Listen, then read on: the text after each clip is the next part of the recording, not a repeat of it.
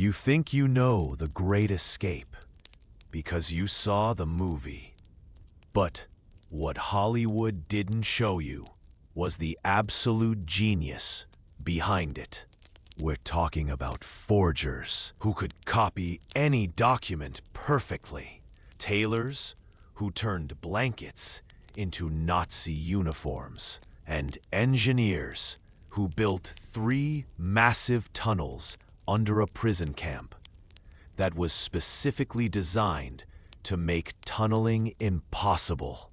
This is the real story of the masterminds who almost pulled off the greatest escape in history. March 1944. Stalag Luft 3.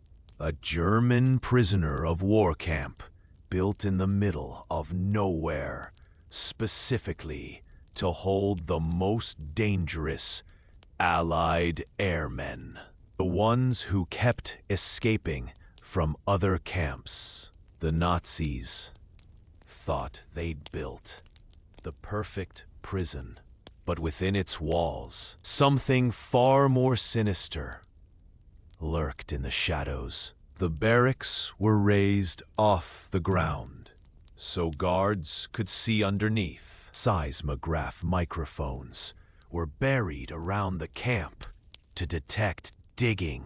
The soil was bright yellow sand that would be impossible to hide, and the camp was 300 miles from any neutral border. The Germans were so confident, they even told the prisoners, "Good luck trying." Big mistake. Within weeks of the camp opening, Roger Bushell stood up at a secret meeting. He was a South African pilot with a scar on his face and a burning hatred for the Nazis. They'd killed his friends. They'd tortured him after his last escape attempt. Now he had a plan that sounded absolutely insane. He didn't want to get a few men out. He wanted to get 200 prisoners out in one night. The goal wasn't just freedom. It was chaos. He wanted to force the Germans to pull thousands of troops away from the front lines to search for escaped prisoners. The plan needed 3 things: tunnels, documents, and disguises. Let's start with the tunnels, because this is where it gets crazy. They decided to dig 3 tunnels at the same time. They called them Tom, Dick, and Harry. Why 3? Because if the Germans found one, they'd stop looking. The tunnels had to go 30 feet deep and over 300 feet long. They had to have air pumps and electric lights and underground railways to move dirt. And remember, the camp was designed to make this impossible. Enter the engineers. These weren't just pilots. These were men who could build anything from nothing. They stole bits of metal from the Germans. They took apart their bunk beds for wood. They created bellows from kit bags to pump air. They rigged electrical wire from the camp's own power supply to light the tunnels. One guy named Wally Floody had been a mining engineer before the war. He designed shoring systems that kept 30 feet of earth from crushing them alive. But here's the problem nobody talks about. Where do you hide tons of bright yellow sand? If the guards saw yellow sand anywhere, they'd know Someone was digging, so the prisoners became magicians. They sewed long sacks into their trouser legs. They'd fill the sacks with sand, then pull pins to release it while walking around the camp. They called themselves penguins because of how they waddled. They'd scatter sand in the gardens during volleyball games. They'd mix it into the gray topsoil. Hundreds of men spent months walking around camp, slowly dumping sand, without getting caught. Now the forgers. This is where the operation became art. Tim Wallen ran the forgery department like a factory. These men had to create perfect copies of every pass and permit the Germans used. Work permits, travel documents, identity cards, letters from fake employers. Everything had to be exact because one mistake meant death. They had no cameras, no printing presses, no proper ink or paper.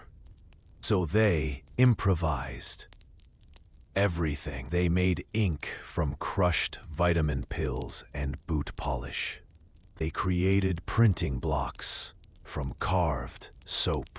They stole official paper by bribing guards with chocolate and cigarettes. One forger could reproduce any handwriting after seeing it once. Another guy memorized the exact style of German official stamps and carved perfect copies. They produced over 400 documents, every single one good enough to fool the Gestapo. And there were the tailors, led by Tommy Guest. These men had to turn prisoners into German civilians and guards. They dyed RAF uniforms with beet juice and coffee to make civilian suits. They melted down metal containers to make buttons. They used ground-up pencil lead to draw pinstripes on fabric.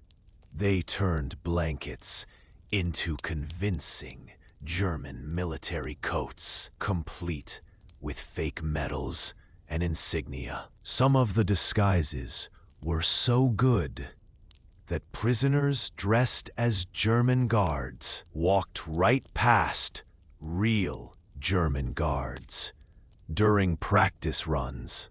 For 11 months, over 600 men worked on this operation.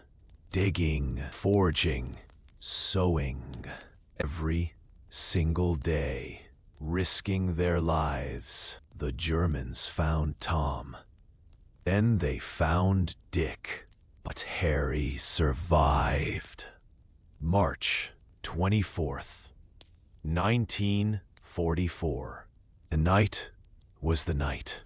At 8 p.m., they opened Harry's entrance, hidden under a stove in Hut 104. The plan was to get 200 men out before dawn. Everything that could go wrong did go wrong. The tunnel came up short. Instead of ending in the forest, it ended just outside the fence line, in plain view of a guard tower. Now they had to wait for guards to turn away before each man could climb out. It took 10 minutes per person instead of 1, and the tunnel partially collapsed. Then an air raid hit, and all the camp lights went out. Men were stuck in pitch black 30 feet underground, not knowing if the tunnel would hold.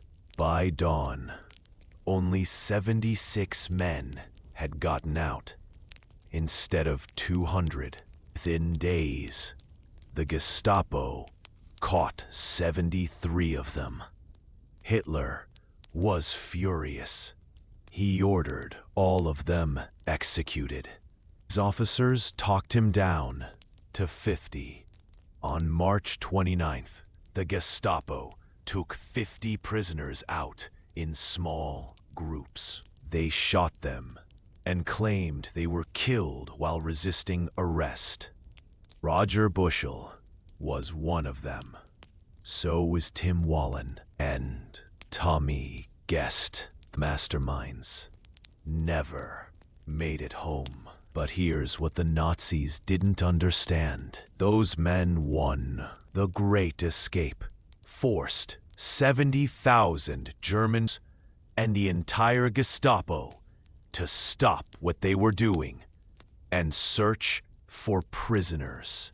Those were troops that couldn't fight the advancing Allies. 3 men made it to freedom, but the operation achieved exactly what Bushell wanted. Chaos. The tunnels they built, the documents they forged, the disguises they created, every bit of it was genius, born from desperation. These weren't just prisoners. They were artists and engineers and warriors who refused to give up. And that's the real story Hollywood didn't tell you.